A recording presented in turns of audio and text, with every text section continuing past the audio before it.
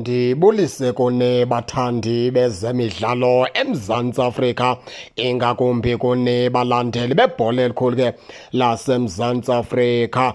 iKaizer Chiefs baphulaphula idabe ke iyazazi into yokubana ke izawudlala kanjani phaa kwi-CAF Confederation Cup, njengokubana ke i-draw ithe yenziwa ke namhlanje. Amakhosi abekwe phaa ke ku-Group D kwi-CAF Confederation Cup ke baphulaphule kulaa nto kuthiwa zii-group stages.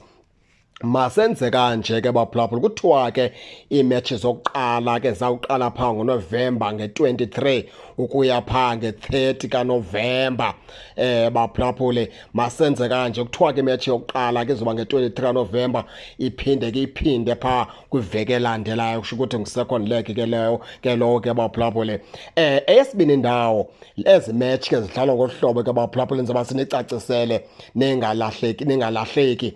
Izawudlala 23 kaNovemba to 30 kaNovemba, iphinde idlale phaa nge-25 kaJanuwari, iphinde kuyodlalwa phaa ngoFebruwari, nge-1 kaFebruwari nange-8 kaFebruwari nange-15 kaFebruwari.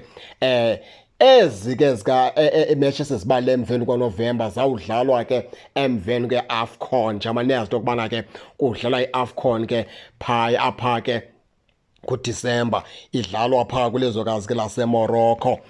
Zawudlalwa ke ezi metshi ke kaJanuwari noFebruwari, ezi zikaJanuwari noFebruwari emveni ke kwe-AFCON ke baphulaphule. Siselapho ke kule meko ye-CAF Confederation Cup kwakhona, iKaizer Chiefs kwi-group yayo ime ngolu hlobo ke baphulaphule.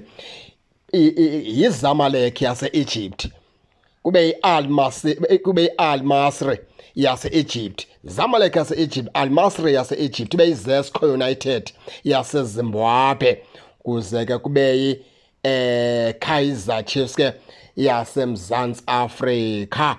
Ime kanjalo ke baphulaphula igroup ye-Kaizer Chiefs, iZamalek, i-Al Masry, i-Zesco United, ibe yi-Kaizer Chiefs ke ku-group D ke lowo ke. iKaizer Chiefs ke itoswe okanye idonse iitimu ezimbini ke zase-Egypt. Singene ke nalapha ke ku-group C, ngoba sibona iStellenbosch ke saseMzantsi Afrika phaa naso siyavela.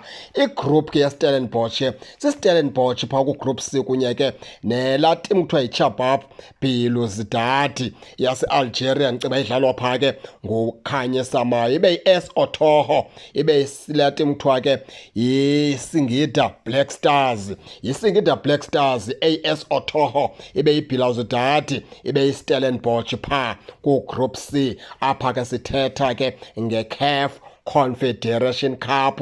Iimetshi zokuqala zidlalwa phaa nge-23 kaNovemba kuya phaa nge-30 kaNovemba, ize ziphinde zidlalwe phaa nge-25 kaJanuwari kunyaka ozayo, ize ziphinde zidlalwe phaa ke ngoFebruwari kunyaka ozayo, nge-1 kaFebruwari, nge-8 kaFebruwari, nge-15 kaFebruwari. Baphulaphula njalo ke into yeKaizer Chiefs ke iqalile ke ngoku ama-group stages baphulaphula. Nani ke ningake ningene nitshone into yokubana niva njani, nize ke ningakhohlwa usubscribe kule channel ukuze ningaphoswa zezemidlalo endizanothulela zona kwixa elizayo kakuhle babukeli.